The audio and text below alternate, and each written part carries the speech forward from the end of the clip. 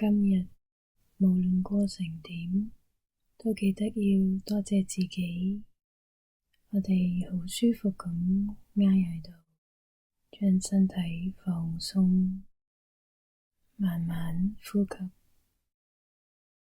先用鼻吸氣，吸到盡，hold 住，用口呼氣，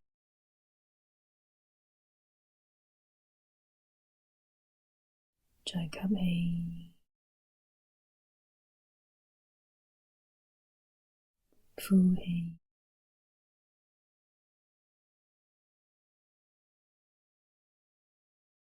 吸氣，呼氣。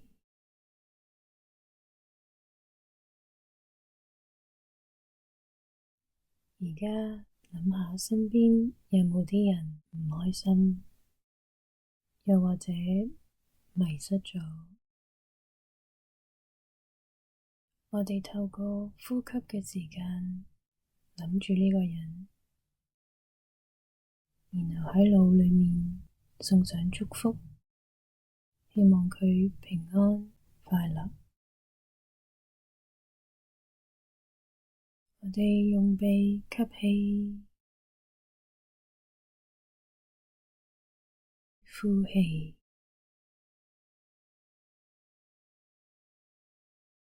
吸氣，呼氣，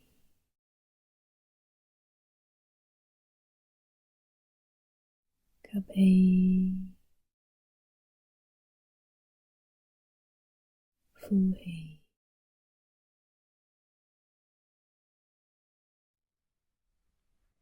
蠟筆與沙粒。最近嘅天氣有啲反反复复，猶豫不決咁啊！有連續幾日出大太陽，好溫暖；又有幾日颳住強勁嘅寒風，落住嘅雨又變成細細嘅雪。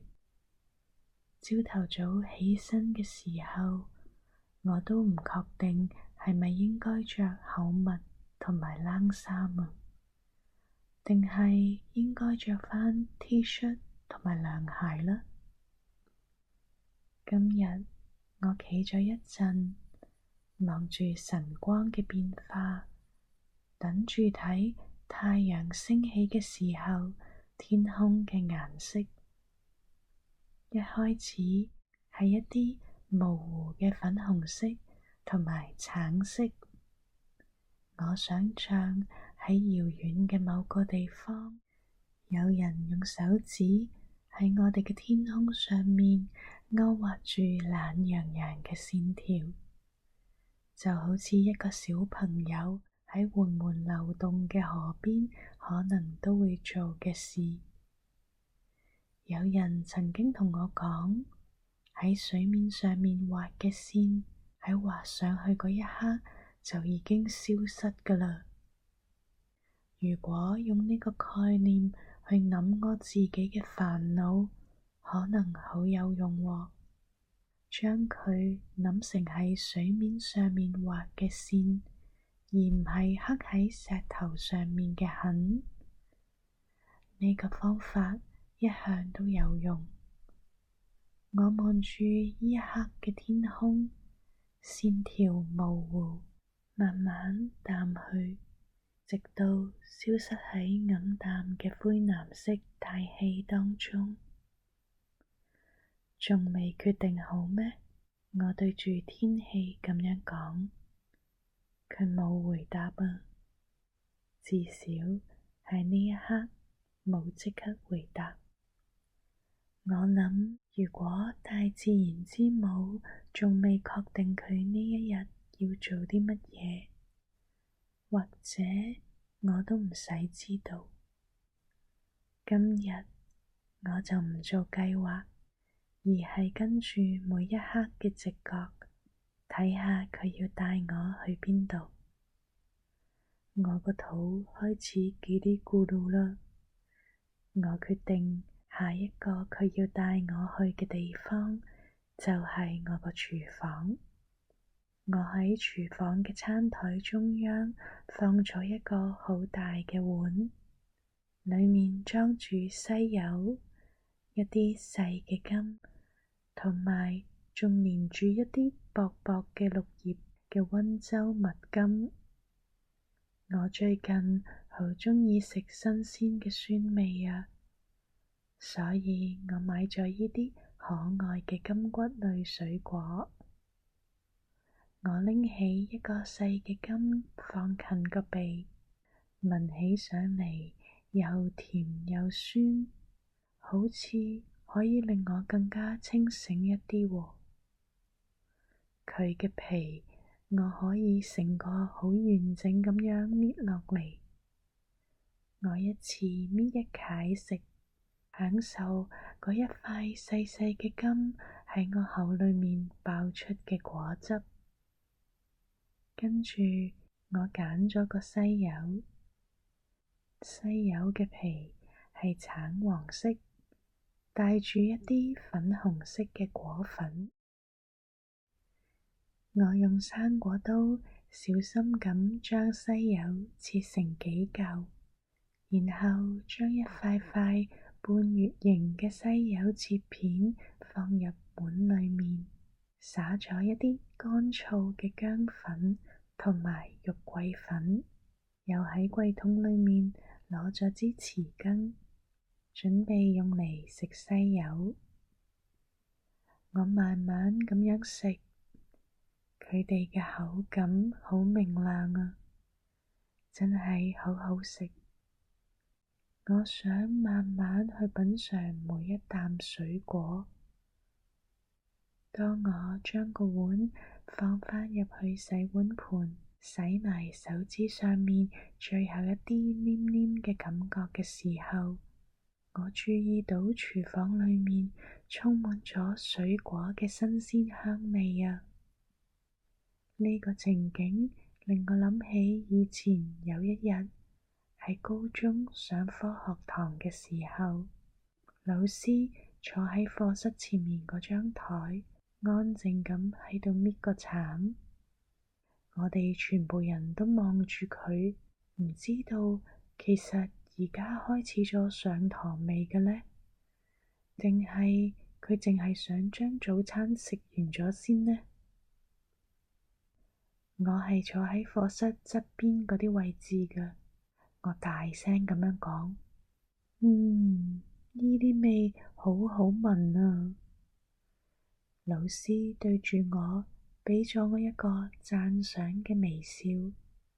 佢話我哋嗰日要上嘅就係分子點樣透過空氣擴散開去，其實就好似水果嘅香氣經過成個課室，再傳到我個鼻一樣。我望住客廳，發現太陽已經出咗嚟啦，有一道窗形嘅光落咗喺地板上面。望住陽光裏面微細嘅粉塵喺度旋轉，又諗起嗰啲漂浮嘅分子啦。我行過去，企喺陽光底下，等太陽可以溫暖我嘅腳尖，一路去到我塊面。明亮嘅陽光同西柚嘅香氣，令我諗起幾日前喺填色簿裏面睇到嘅呢一頁。我坐去書台嗰邊，攞返本填色簿出嚟。其實喺未升上小學之前，我根本都唔鍾意有顏色嘅。我好似冇辦法坐喺度太耐唔喐㗎，所以我唔可以好好咁填好啲顏色。我填到每一頁都好似亂咁畫咁，因為我就好似一隻由一邊飛到去另外一邊嘅蜂鳥。但係而家我發現填顏色係好舒壓㗎，慢慢咁樣用顏色填滿嗰啲圖案，睇住眼前紙上面嘅呢一幕嘅改變，係種好平靜嘅撫慰。我揭到去，我諗起嗰一頁，嗰一頁係一個充滿細節嘅圓形，裏面環繞住對稱嘅設計，有羽毛、花形嘅裝飾同埋花瓣，有啲令我諗起我台上面嗰個碗啊，碗裏面裝住嗰啲仲連住一啲葉嘅溫州金骨，仲有嗰啲圓形嘅細金同埋西柚。我打開大盒嘅蠟筆，將裝滿彩色鉛筆嘅舊馬克杯放近一啲。我用手掃一掃前面嗰張紙，思考應該由邊度開始好呢？既然今日到目前為止都係充滿橙色同埋粉紅色，咁就由呢兩個顏色開始游啦。我好小心咁填滿外側邊緣嘅圖案，將佢哋變換顏色，畫出好似係朝頭早明亮嘅太陽嘅效果。填色簿裏面有啲圖案係比較複雜嘅，有啲就好簡單，有啲睇起嚟好似係用幾何圖形教你數學咁樣，仲有啲睇起嚟就好似係個大自然嘅萬花筒，花朵同埋未開嘅花冧喺圓圈裏面折射重複。我有個姨婆曾經係喺大城市裏面嘅市區一間好出名嘅博物館裏面工作嘅，佢做咗好多年㗎喇。佢同我講，有一次有一班僧侶嚟到博物館，喺其中一個畫廊廳嘅地板上面畫圖案。佢話啲僧侶非常有耐性咁樣喺度放啲沙粒，幾乎係每次只係放一粒沙，然後就創造出豐富精巧嘅設計啦。佢哋跪喺度，用雙手畫咗幾日之後，就快完成㗎啦。但係喺呢個時候，就有人踢到佢哋嘅作品啊！啲沙因為咁樣四散開嚟。